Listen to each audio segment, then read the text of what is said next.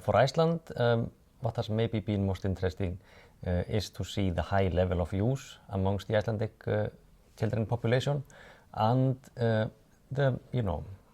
to what extent the parents are very not much concerned about what their children are doing. And in that respect, we see similarities between Iceland and the other Nordic countries. So it has been valuable to see how findings that apply in the other Nordic countries also seem to apply in Iceland.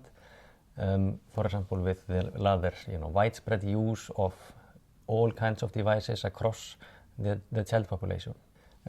For parents, maybe the most important thing is to discuss their child's internet use and use of devices with the child, and to try to come to a joint understanding of what is appropriate, and basically, and to make sure that if anything negative happens, that the children will come to their parents and tell them about whatever has happened. Are there any particular recommendations you think would be salient to Iceland, perhaps for educators, policymakers? For policymakers in Iceland, I think it is important that they realize, the widespread use of the internet by Icelandic children, and the need to, give guidance and education.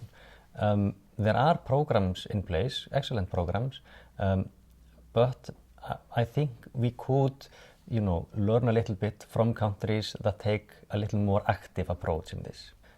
So far, it has been extremely valuable to have this research that we have been doing in Iceland in order to see how we are similar to other countries. For a country like Iceland, the tendency is to think that we are very different from everybody else, and that things that apply in other countries don't apply in Iceland. But exactly the opposite is the truth, that many of the factors that are at play in other countries also are at play in Iceland.